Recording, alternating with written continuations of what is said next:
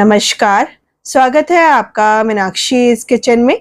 आज मैं कोई रेसिपी शेयर नहीं कर रही हूँ। आज मैं शेयर कर रही हूँ कि पापड़ खार क्या होती है। जैसे कि इसका नाम है पापड़ खार, तो ये पापड़ बनाने के लिए ही मेनली यूज होती है। कई नमकीनों में भी इसको डाला जाता है, उसको कुरकुरा और खस्ता बनाने के लिए। तो मैं ये मार्केट से लेकर आई हूँ। मार्केट में ये बहुत ही ईजिली मिल जाती है। अगर आपको चाहिए, अगर आपको मार्केट में ना मिले तो इसे आप ऑनलाइन भी परचेज कर सकते हैं। इस तरीके से ये दिखने में पत्थर की तरह लग रही है और इसे आप तोड़ेंगे तो ये इजीली टूट भी जाती है। नमक की तरह एकदम ये हार्ड नहीं होती है। तो इसका पाउडर भी मार्केट में मिलता है और इस तरीके से ये साबुत भी मिलती है। मुझे इस तरीके से मिली है तो इसको पीस कर मैं इसका पाउडर बना लूंगी। पर डायरेक्ट ही मैं इसको ग्राइंडर के जार में नहीं डाल रही हूँ।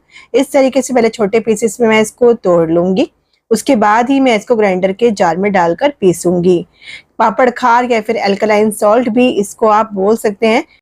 कई जगह पर पापड़ खार नहीं मिलती है तो उसकी जगह पर कुछ लोग बेकिंग सोडा यूज कर लेते हैं। पापड़ खार दो चीजों के कॉम्बिनेशन से बनती है, सोडियम कार्बोनेट और सोडियम बाइकार्बोनेट। और बेकिंग सोडा सिर्फ एक ही चीज से बनती है, सोडियम बाइकार्बोनेट। तो दोनों में थोड़ा सा डिफरेंस तो है ही। इस तरीके से छोटे पीसेस मैंने इसको तोड़ लिया। अब मैं इसे डाल दूंगी ग्राइंडर के जार में और इसको मैं पीस लूंगी। सारों को ही छोटे पीसेस में तोड़ने के बाद इसे हम ग्राइंडर के जार में डाल देंगे और इसका फाइन पाउडर हम बनाकर तैयार कर लेंगे।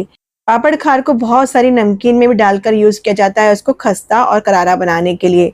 जैसे कि सेव हो गया, गांठिया हो गया, कई तरीके की नमकीन में भी इसको डाला जाता है।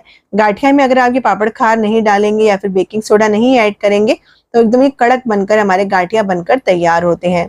तो इसको मैंने पीस लिया और इस तरीके से मैंने इसको तैयार कर लिया है। इसको पानी में घोल कर उसके बाद इसे यूज किया जाता है।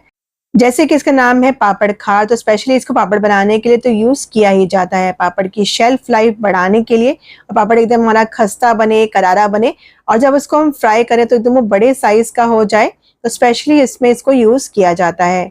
क्या आपके घर में पापड़ खार यूज होता है और किस चीजों में यूज होता है, प्लीज कमेंट करके जरूर बताइएगा।